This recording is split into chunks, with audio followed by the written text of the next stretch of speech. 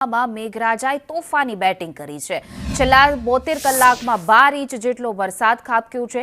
ખેડબ્રહ્માના નીચી ધનાલ ગ્રામ્ય વિસ્તારમાં કપાસ, મગફળી, સોયાબીન સહિતના પાકોમાં દવા, ખાતર, બિયારણ સહિતનો ખર્ચ વરસાદી પાણીમાં ધોવાયો છે। જગતના તાતને નુકસાન જવાની ભીતિ છે। ધરતીપુત્રોએ નુકસાનીનું સર્વે કરીને યોગ્ય વળતર આપવાની માંગ કરી છે। વરસાદી વિનાશથી તારાજીમાં ચોંકાવનારા દ્રશ્યો પણ સામે આવ્યા છે। જે પાણી હતું એ બધું રોકાઈ જાય છે, ઘટનારું નાનું છે અને એના કારણે આજુબાજુના 100 એકર જેવી જમીન જે છે એ બધું ધોવાણ થઈ જાય છે અને અત્યારે બધી પાયમાલ થઈ જશે। આ તમે દેખી શકો સાહેબ, અત્યારે જો ખાડા ખિયા તમે જુઓ તો કેટલું ધોવાણ છે અને ફરીથી પાછું વાવેતર કરવા જઈએ એટલે મારી 4 મહિનાની સિઝનના જીવવું કઈ રીતે અત્યારે 10 થી 12 ઇંચ વરસાદ પડવાના કારણે અમારી જે જમીન હતી 2-2.5 એકર જમીન હતી એમાં મગફળીનું વાવેતર કરેલું હતું।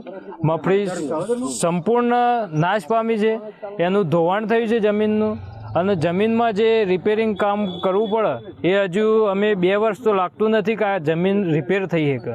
આશરે 15 ઇંચ જેટલો નીચી ખેડબ્રહ્મા તાલુકાનું નીચી ધનાલ ગામ કે જે ઊંડવાથી આવે છે તે વઘુ એનો ગાળો બિલકુલ સંપૂર્ણ ટૂંકો હોવાથી એમાં ઝાડ પાન તથા લાકડા પડાઈ જવાથી આગું ઓવરફ્લો થાય તે અમારે કઈ રીતના સાધન લઈને જવું એ મુશ્કેલી ઊભી થાય। કોઈ બીમાર હોય તો કઈ રીતના જવું, રાત્રે અમને લઈને દવાખાને એ મુશ્કેલી ઊભી થાય।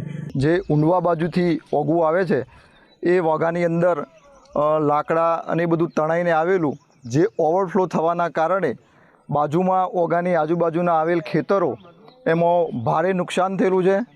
એ નુકસાનની અંદર મહામૂલો પાક જે ખેડૂતોએ બિયારણ ખરીદીને લાવેલા હતા એ બધું જ બિયારણ નિષ્ફળ ગયેલું હોય એવું લાગે છે।